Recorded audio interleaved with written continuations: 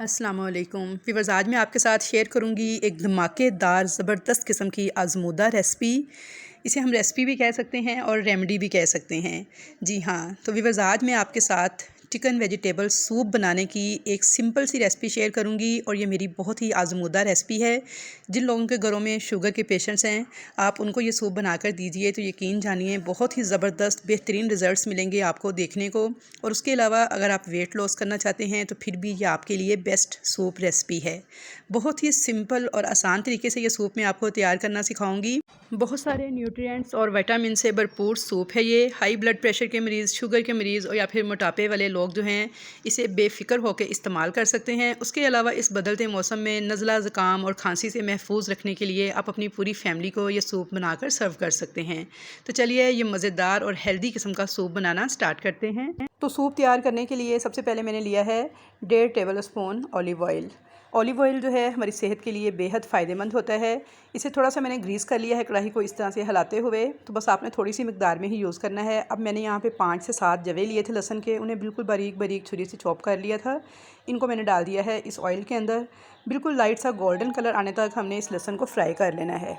तो यहाँ पे देखिए लहसुन पे जब लाइट सा गोल्डन सा कलर आ जाएगा तो लहसुन को हम इस ऑयल से निकाल लेंगे और अलग एक प्लेट में रख देंगे। इसी ऑयल के अंदर अब मैंने लिया है 1 पाव चिकन, हड्डी वाला चिकन मैंने इस्तेमाल किया है। इसे हम डाल देंगे और इसे हल्का हल्का सा फ्राई करेंगे। बस इसे इतना फ्राई करना है कि इस पर गोल्डन सा कलर आ जाए। और इस तरह करने से ये होगा, एक तो चिकन की जो एक ख़ास स्मेल होती है वो ख़त्म हो जाएगी, दूसरा हमारा सूप जो है बेहद मज़ेदार बन के तैयार होगा। तो यहाँ पे देखिए चिकन पे प्यारा सा गोल्डन सा कलर आ चुका है। इसका कलर जो है वाइट सा हो चुका है और इस पर गोल्डन गोल्डन से मार्क भी आ चुके हैं, यानी हमारा चिकन जो है बहुत अच्छे से फ्राई हो चुका है। तो अब इसके अंदर हम ऐड कर देंगे 1.5 लीटर के करीब पानी। ये पानी डालकर अब साथ ही जो लहसुन हमने फ्राई करके निकाला था वो भी इसमें ही ऐड कर देंगे, ताकि जो लहसुन है उसका कच्चापन ख़त्म हो जाए और एक अच्छा सा फ्लेवर इसका हमारी यखनी में ऐड हो जाए। साथ ही मैंने इसके अंदर डाल दिया है 1/4 टीस्पून के बराबर नमक।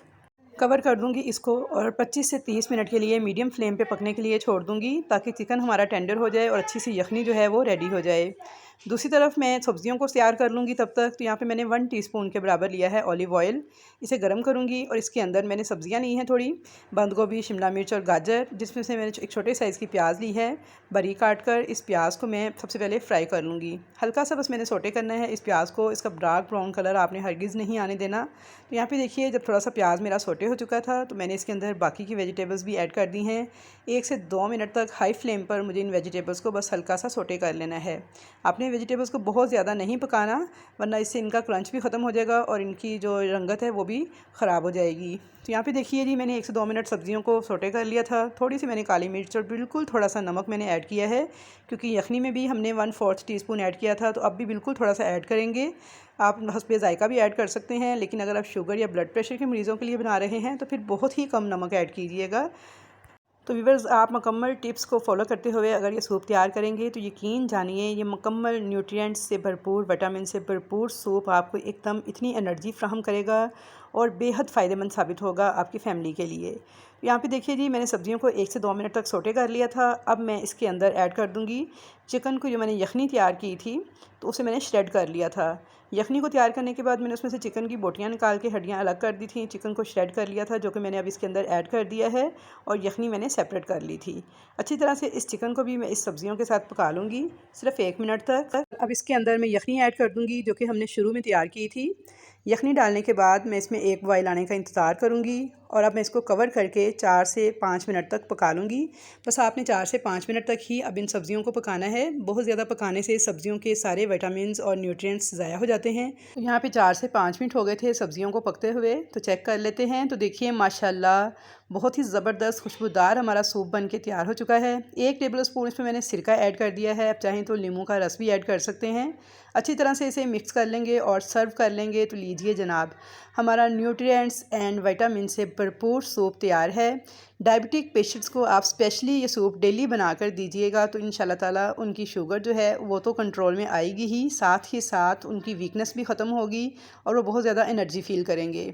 उसके अलावा अगर आप डाइट कर रहे हैं या वेट लॉस कर रहे हैं तो फिर भी आपके लिए ये बेस्ट सूप रेसिपी है। इसमें नमक अगर बहुत कम इस्तेमाल किया जाए तो ब्लड शुगर के मरीज़ों के लिए भी ये आइडियल रेसिपी है। जब हम आम तौर पे सूप बनाते हैं तो उसके अंदर एंड पे हम कॉर्नफ्लोर इस्तेमाल करते हैं, लेकिन व्यूअर्स आपने ये सूप जो तैयार करना है शुगर के पेशेंट्स के लिए या वेट लॉस के लिए या फिर ब्लड प्रेशर के मरीज़ों के लिए तो आपने इसके अंदर किसी भी किस्म का कॉर्न स्टार्च या फिर कॉर्न फ्लोर ऐड नहीं करना। इसको इसी तरह से प्लेन ही तैयार करना है, क्योंकि कॉर्न स्टार्च जो है वो शुगर को बढ़ाता है, शुगर लेवल को ज़्यादा करता है, तो इसलिए आपने उसे बिल्कुल भी नहीं ऐड करना।